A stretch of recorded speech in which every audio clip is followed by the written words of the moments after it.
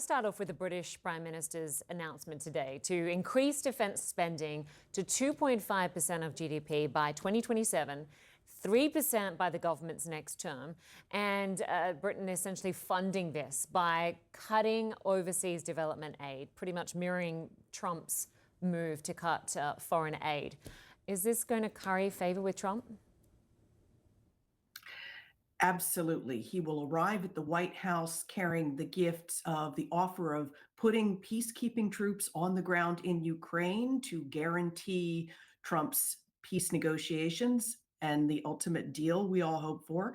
And he's also listening to Trump's call to meet and go above the 2% NATO pledge to put 2% of your gross domestic product invested in your own self-defense. So this is a 1-2 punch of the French President Macron and then the British Prime Minister Starmer, charming, cajoling, flattering Trump, hopefully back to their way of seeing things, and being careful to say that, while the EU and Britain could cut a side deal with Ukraine if the US just decides to side with Russia, they don't want to go that way.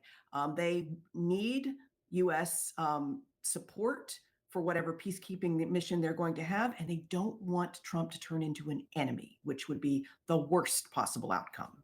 Yeah, exactly. Stum also said the threat from Russia doesn't end in Ukraine. I just want to play some sound from that press conference. The reason for this is straightforward. Putin's aggression does not stop in Ukraine. Russian spy ships menace our waters.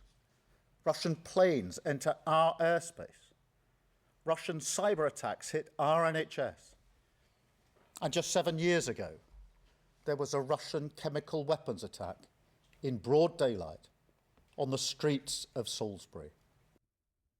I mean, right now, relations between Europe and the US are pretty strained, especially when it comes to how the nations view Ukraine and Russia's war there. Is Europe going to step up to fill a void if the US really does take a massive backstep here with regards to security in Ukraine? Well, it's going to have to. I mean, that's what the incoming presumed German Chancellor Merz said, that, it's time to go it alone, or at least plan to go it alone. But you don't want to say that. You don't want to play hardball with President Trump or this particular White House, because the vengeance will be swift and ugly. So they're trying to go in saying, let's do this all together, win-win. But quietly, the EU is also talking to Ukraine about a rare earth minerals deal, so it doesn't feel like the US is its only option. You also saw that Russia popped up offering to develop rare earth minerals with the US, and also to let the US exploit those minerals that are in areas of Ukraine that Russia now controls. So you really do have a sense for this deal making going on.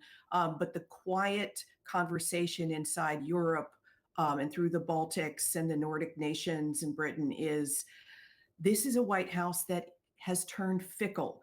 We don't know what kind of president the American public is going to give us every 4 years. And if we're going to have flip-flops like this, we have to stand on our own. And I want to ask you more about that rare earth minerals deal, because we heard from Donald Trump saying that it's close to being finalized. It's close to Zelensky signing that deal. Some Ukrainian officials have reportedly said, this is not negotiation, it's extortion. And as you pointed out, Vladimir Putin has also offered up the rare earth minerals in Ukraine that are currently under Russian control. And we're hearing from Europe, the European Commission industry chief, who now wants to be part of this deal. Is Ukraine going to be squeezed here? Well, look, from the Ukrainian perspective, the major weapon systems on the ground that it needs to keep operating, like the Patriot missile batteries to repel the Russian advance, that's the majority of those munitions are provided by the United States. A lot of the systems that they really need are provided by the US. And that is one of the main reasons that President Zelensky has said the US is the key guarantor of this deal. We cannot escape that. So they do feel squeezed no matter how much Europe is trying to reach out to them.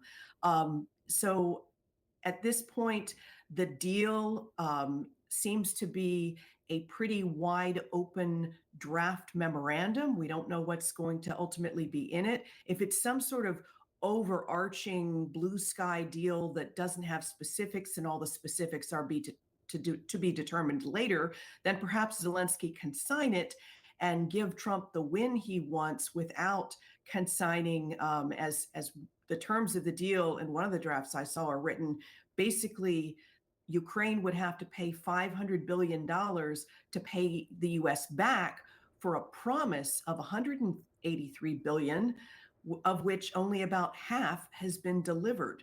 So it's at this point also it doesn't have security guarantees in it from the US. But if Kyiv can get Trump to convince Putin to allow those NATO forces into his country to make sure Ukraine doesn't get invaded again, well, then that's a win for Kyiv. All right, Kimberley, Dozier, great to have your analysis. Thanks for joining us.